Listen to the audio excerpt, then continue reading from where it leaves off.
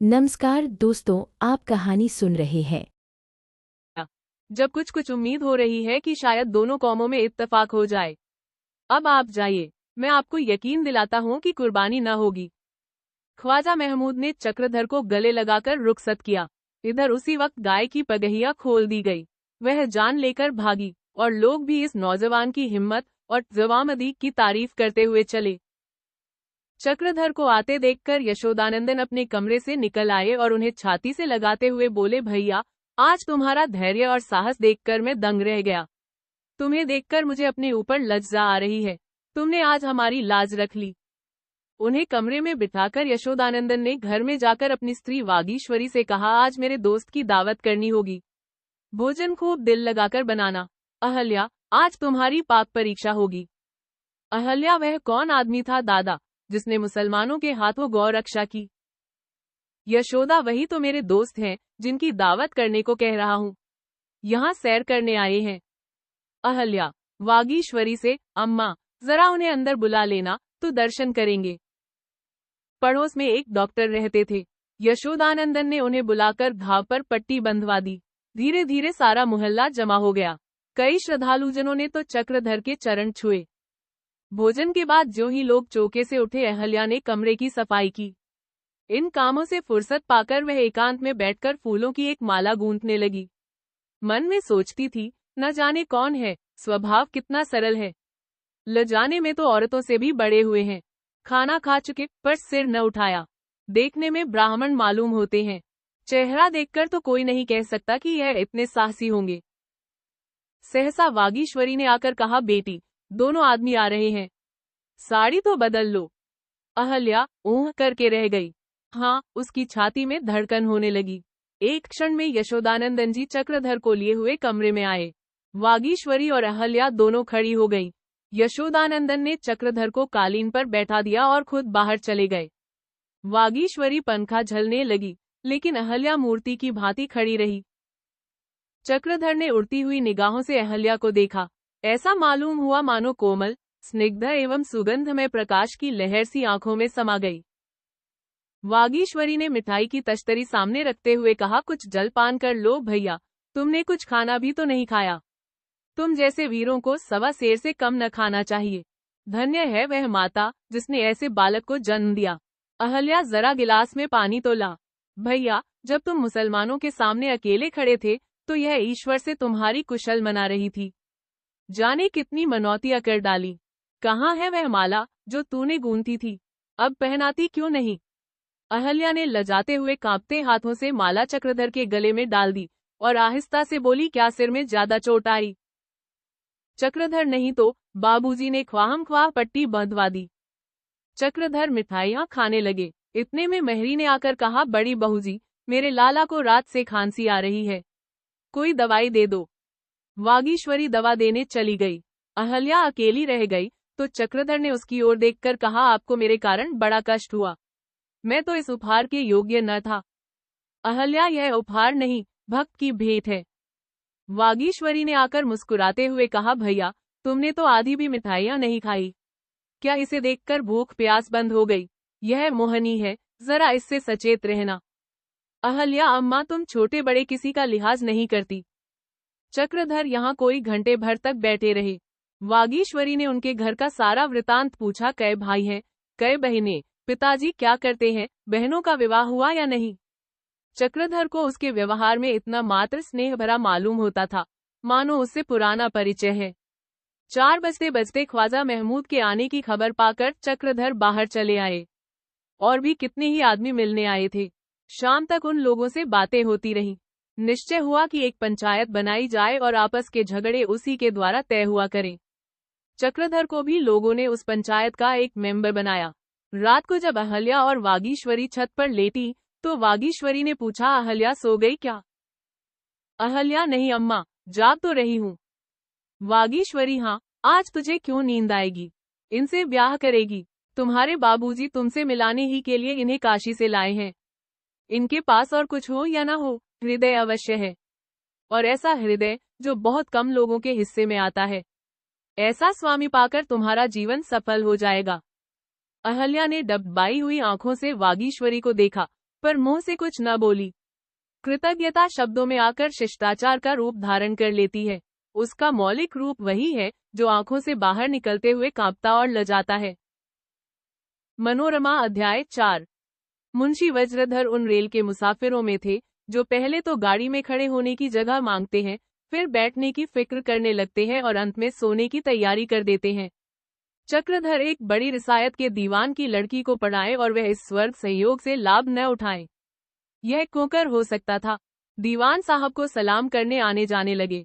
बातें करने में तो निपुण थे ही, 2 ही 4 मुलाकातों में उनका सिक्का जम गया। इस परिचय ने शीघ्र ही मित्रता का रूप धारण किया। एक दिन दीवान साहब के साथ वह रानी जगदीशपुर के दरबार में जा पहुंचे और ऐसी लच्छेदार बातें की, अपनी तहसीलदारी की ऐसी जीत उड़ाई कि रानी जी मुग्ध हो गई। सोचा इस आदमी को रख लूं तो इलाके की आमदनी बढ़ जाए। ठाकुर साहब से सलाह की। यहाँ तो पहले ही से सारी बातें सधी बधी थी। ठाकुर साहब ने रंग और भी चोखा कर दिया। दूसरी ही सलामी में मुंशी जी को 25 रू मालिक की तहसीलदारी मिल गई। मुँह मांगी मुराद पूरी हुई। सवारी के लिए घोड़ा भी मिल गया। सोने में सुहागा हो गया। अब मुंशी जी की 5 अंगुली घी में थी। जहाँ महीने में एक बार भी महफिल न जमने पाती थी, वहाँ अब 30 दिन जमघट होने लगा। इतने बड़े अहलकार के लिए शराब की क्या कमी। कभी इलाके पर चुपके से 10-20 बोतलें खिंचला लेते, कभी शहर के किसी कलवार पर धौंस जमाकर 2-4 बोतल ऐंठ लेते। बिना हर्र फिटकरी रंग खोचा हो जाता था। एक कहार भी नौकर रख लिया और ठाकुर साहब के घर से 2-4 कुर्सियां उठवा लाए। उनके हौसले बहुत ऊंचे न थे, केवल एक भले आदमी की भांति जीवन व्यतीत करना चाहते थे। इस नौकरी ने उनके हौसले को बहुत कुछ पूरा कर दिया, लेकिन यह जानते थे कि इस नौकरी का कोई ठिकाना नहीं। रईसों का मिजाज एक सा नहीं रहता। मान लिया रानी साहबा के साथ निभ ही गई तो कई दिन राजा साहब आते ही पुराने नौकारों को निकाल बाहर करेंगे। जब दीवान साहब ही न रहेंगे तो मेरी क्या हस्ती। इसलिए उन्होंने पहले ही से नए राजा साहब के यहाँ आना जाना शुरू कर दिया था। इनका नाम ठाकुर विशाल सिंह था। रानी साहबा के चचेरे देवर होते थे। उनके दादा 2 भाई थे। बड़े भाई रियासत के मालिक थे।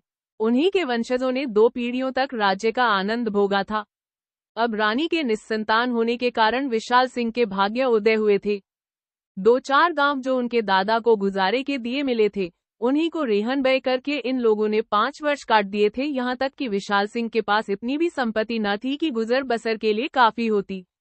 उस पर कुल मर्यादा का पालन करना आवश्यक था। महारानी के पट्टीदार थे और इस हैसियत का निर्वाह करने के लिए उन्हें नौकर चाकर घोड़ा गाड़ी सभी कुछ रखना पड़ता था। अभी तक परंपरा की नकल होती चली आती थी। दशहरे के दिन उत्सव जरूर मनाया जाता, जन्माष्टमी के दिन जरूर धूमधाम होती। प्रातःकाल था, माघ की ठंड पड़ रही थी। मुंशी जी ने गर्म पानी से स्नान किया, कपड़े पहने बाहर घोड़ा तैयार था, उस पर बैठे और शिवपुर चले। जब वह ठाकुर साहब के मकान पर पहुंचे तो ठाकुर साहब धूप में बैठे एक पत्र पढ़ रहे थे। मुंशी जी ने मोड़े पर बैठते हुए कहा, सब कुशल आनंद है न? ठाकुर जी हाँ, ईश्वर की दया है। कहिए, दरबार के क्या समाचार है? मुंशी जी ने मुस्कुराकर कहा, सब वही पुरानी बातें हैं। डॉक्टरों के पौ बाहर है, दिन में 3-3 डॉक्टर आते हैं। रोज जगदीशपुर से 16 कहार पालकी उठाने के लिए बेगाड़ पकड़ कर आते हैं। वैद्य जी को लाना और ले जाना उनका काम है। ठाकुर अंधेर है और कुछ नहीं। यह महा अन्याय है। बेचारी प्रजा तबाह हुई जाती है। आप देखेंगे कि मैं इस प्रथा को खोकर जड़ से उठा देता हूँ। मुंशी आपसे लोगों को बड़ी बड़ी आशाएं हैं। चमारों पर भी यही आफत है। 10-12 चमार रोज साइसी करने के लिए पकड़ बुलाए जाते हैं। सुना है इलाके भर के चमारों ने पंचायत की है कि जो साइसी करे उसका हुक्का पानी बंद कर दिया जाए। अब या तो चमारों को इलाका छोड़ना पड़ेगा या दीवान साहब को साइस नौकर रखने पड़ेंगे। ठाकुर चमारों को इलाके से निकालना दिल्लगी नहीं है। ये लोग समझते हैं कि अभी वही दुनिया है जो बाबा आदम के जमाने में थी। इस देश से न जाने कब यह प्रथा मिटेगी। मैं रियासत की काया पलट कर दूंगा। सुनता हूँ पुलिस आए दिन इलाके में तूफान मचाती रहती है। मैं पुलिस को वहां कदम न रखने दूंगा। मुंशी सड़कें इतनी खराब हो गई हैं कि एक के गाड़ी का गुजर ही नहीं हो सकता। ठाकुर सड़कों को दुरुस्त करना मेरा पहला काम होगा। मोटर सर्विस जारी कर दूंगा, जिसमें मुसाफिरों को स्टेशन से जगदीशपुर जाने में सुविधा हो। इलाके में लाखों बीघे ऊख जाती है। मेरा इरादा है कि एक शक्कर की मिल खोल दूं। शेख ही नहीं मारता, इलाके में एक बार रामराज्य स्थापित कर दूंगा। आपने किसी महाजन को ठीक किया? मुंशी हाँ, कई आदमियों से मिला था और वे बड़ी खुशी से रुपए देने के लिए तैयार हैं। केवल यही चाहते हैं कि जमानत के तौर पर कोई गांव लिख दिया जाए। ठाकुर तो जाने दीजिए, अगर कोई मेरे विश्वास पर रुपए दे तो दे, लेकिन रिसायत की इंच भर भी जमीन रेहन नहीं कर सकता। मुझे पहले ही मालूम था कि इस शर्त पर कोई महाराज रुपए देने पर राजी न होगा। ये बला के चढ़ होते हैं, मुझे तो इनके नाम से चिढ़ है। मेरा वश चले तो आज इन सबों को तोप से उड़ा दूं। इन्हीं के हाथों आज मेरी यह दुर्गति है। इन नर पिशाचों ने सारा रक्त चूस लिया। पिताजी ने केवल 5,000 लिए थे, जिनके 50,000 हो गए, और मेरे 3 गांव, जो इस वक्त 2 लाख के सस्ते थे, नीलाम हो गए। पिताजी का मुझे यह अंतिम उपदेश था कि कर्ज कभी मत लेना। इसी शोक में उन्होंने देह त्याग दी। यहाँ अभी यह बातें हो ही रही थी कि जनाना खाने में से कलह शब्द आने लगे। मालूम होता था कई स्त्रियों में संग्राम छिड़ा हुआ है। ठाकुर साहब ये कर्कश शब्द सुनते ही विकल हो गए, उनके माथे पर बल पड़ गए, मुख तेजहीन हो गया। यही उनके जीवन की सबसे दारुण व्यथा थी। यही कांटा था जो नित्य उनके हृदय में खटका करता था। उनकी बड़ी स्त्री का नाम वसुमती था। वह अत्यंत गर्वशीला थी, नाक पर मक्खी भी न बैठने देती। वह अपनी सहपत्नियों पर उसी भांति शासन करना चाहती थी जैसे कोई सास अपनी बहुओं पर कहती है। दूसरी स्त्री का नाम रामप्रिया था। वह रानी जगदीशपुर की रानी की सगी बहन थी। दया और विनय की मूर्ति, बड़ी विचारशील और वाक्य मधुर। जितना कोमल अंग था, उतना ही कोमल हृदय भी था। घर में इस तरह रहती थी मानो थी ही नहीं। उन्हें पुस्तकों से विशेष रुचि थी, हरदम कुछ न कुछ पढ़ा लिखी करती थी। सबसे अलग विलग रहती थी, न किसी के लेने में, न किसी वैर से, न प्रेम। तीसरी स्त्री का नाम रोहिणी था। ठाकुर साहब का उन पर विशेष प्रेम था, और वह भी प्राणपण से उनकी सेवा करती थी। इनमें प्रेम की मात्रा अधिक थी या माया की, इसका निर्णय करना कठिन था। उन्हें यह असह्य था कि ठाकुर साहब उनकी सौतों से बातचीत भी करें। वसुमती कर्कशा होने पर भी मलिन हृदय न थी, जो कुछ मन में होता वही मुख में। रोहिणी द्वेष को पालती थी, जैसे चिड़िया अपने अंडे को सेती है। ठाकुर साहब ने अंदर जाकर वसुमती से कहा, तुम घर में रहने दोगी या नहीं? जरा भी शर्म लिहाज नहीं, जब देखो संग्राम मचा रहता है। सुनते सुनते कलेजे में नासूर पड़ गए। वसुमती, कर्म तो तुमने किए हैं, भोगेगा कौन? ठाकुर तो जहर दे दो, जला जला कर मारने से क्या फायदा? वसुमती, क्या वह महारानी लड़ने के लिए कम थी कि तुम उनका पक्ष लेकर आ दौड़े? रोहिणी, आप चाहती हैं कि मैं कान पकड़कर उठाऊं या बैठाऊं तो यहाँ कुछ आपके गांव में नहीं बसी हूँ। ठाकुर, आखिर कुछ मालूम भी तो हो, क्या बात हुई? रोहिणी, वही हुई जो रोज होती है। मैंने हिरिया से कहा, जरा मेरे सिर में तेल डाल दे। मालिकन ने उसे तेल डालते हुए देखा तो आग हो गई। तलवार खींचे हुए आ पहुंची और उसका हाथ पकड़कर खींच ले गई। आज आप निश्चय कर दीजिए कि हिरिया उन्हीं की लौंडी है या मेरी भी। वसुमती, वह क्या निश्चय करेंगे? निश्चय मैं करूंगी। हिरिया मेरे साथ मेरे नहर से आई है और मेरी लौंडी है। किसी दूसरे का उस पर कोई दावा नहीं है। रोहिणी, सुना आपने, हिरिया पर किसी का दावा नहीं है, वह अकेली उन्हीं की लौंडी है। ठाकुर, हिरिया इस घर में रहेगी तो उसे सबका काम करना पड़ेगा।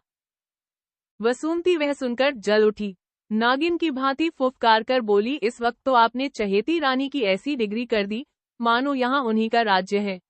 ऐसे ही न्यायशील होते, संतान का मुंह देखने को न तरसते। ठाकुर साहब को ये शब्द बाण से लगे, कुछ जवाब न दिया। बाहर आकर कई मिनट तक मरमाहत दशा में बैठे रहे। वसुमती इतनी मुहफट है, यह उन्हें आज मालूम हुआ। ताना ही देना था तो और कोई लगती हुई बात कह देती। यह तो कठोर कठोर आघात है जो वह कर सकती थी। ऐसी स्त्री का मुंह न देखना चाहिए। सहसा उन्हें एक बात सूझी। मुंशी जी से बोले, यदि आप यहाँ के किसी विद्वान ज्योतिषी से परिचित हो तो कृपा करके उन्हें मेरे यहाँ भेज दीजिएगा। मुझे एक विषय में उनसे कुछ पूछना है। मुंशी, आज ही लीजिए, यहाँ एक से एक बढ़कर ज्योतिषी पड़े हुए हैं। आप मुझे कोई गैर न समझिए। जब जिस काम की इच्छा हो मुझे कहला भेजिए, सिर के बल दौड़ा आऊंगा। मैं तो जैसे महारानी को समझता हूँ वैसे ही आपको भी समझता हूँ। ठाकुर, मुझे आपसे ऐसी ही आशा है। जरा रानी साहबा का कुशल समाचार जल्द जल्द भेजिएगा। वहाँ आपके सिवा मेरा कोई नहीं है। आपके ऊपर मेरा भरोसा है। जरा देखिएगा कोई चीज इधर उधर न होने पाए, यार लोग नोच खसोट न शुरू कर दे। मुंशी आप इससे निश्चिंत रहें, मैं देखभाल करता रहूंगा। ठाकुर हो सके तो जरा यह भी पता लगाइएगा कि रानी ने कहाँ से कितने रुपए कर्ज लिए हैं। मुंशी समझ गया, यह तो सहज ही में मालूम हो सकता है। ठाकुर जरा इसका भी तो पता लगाइएगा कि आजकल उनका भोजन कौन बनाता है। वज्रधर ने ठाकुर साहब के मन का भाव ताड़कर दृढ़ता से कहा, महाराज क्षमा कीजिएगा, मैं आपका सेवक हूँ, पर रानी जी का भी सेवक हूँ, उनका शत्रु नहीं हूँ। आप और वह दोनों सिंह और सिंगनी की भांति लड़ सकते हैं, मैं गीदड़ की भांति अपने स्वार्थ के लिए बीच में कूदना अपमानजनक समझता हूँ। मैं वहां तक तो सहर्ष आपकी सेवा कर सकता हूँ जहां तक रानी जी का अहित न हो। मैं तो दोनों ही द्वारों का भिक्षुक हूँ। ठाकुर साहब दिल में शर्माए, पर इसके साथ मुंशी जी पर उनका विश्वास और भी दृढ़ हो गया। बात बनाते हुए बोले, नहीं नहीं, मेरा मतलब आपने गलत समझा। छी छी, मैं इतना नीच नहीं। ठाकुर साहब ने बात तो बनाई, पर उन्हें स्वयं ज्ञात हो गया कि बात बनी नहीं। अपनी झेप मिटाने को वह समाचार पत्र देखने लगे। इतने में हिरिया ने आकर मुंशी जी से कहा, बाबा मालकिन ने कहा है कि आप जाने लगे तो मुझसे मिल लीजिएगा। ठाकुर साहब ने गर्ज कर कहा, ऐसी क्या बात है जिसको कहने की इतनी जल्दी है? इन बेचारों को देर हो रही है, कुछ निटले थोड़े ही हैं कि बैठे बैठे औरतों का रोना सुना करें। जा अंदर बैठ। यह कहकर ठाकुर साहब उठ खड़े हुए, मानो मुंशी जी को विदा कर रहे हैं। वह वसूंती को उनसे बातें करने का अवसर न देना चाहते थे। मुंशी जी को भी अब विवश होकर विदा मांगनी पड़ी। मुंशी जी यहाँ से चले तो उनके मन में यह शंका समाई हुई थी कि ठाकुर साहब कहीं मुझसे नाराज तो नहीं हो गए। हाँ, इतना संतोष था कि मैंने कोई बुरा काम नहीं किया। इस विचार से मुंशी जी और अकड़कर घोड़े पर बैठ गए। वह इतने खुश थे मानो हवा में उड़ रहे हैं। उनकी आत्मा कभी इतनी गौरवोन्मत्त न हुई थी, चिंताओं को कभी उन्होंने इतना तुच्छ न समझा था।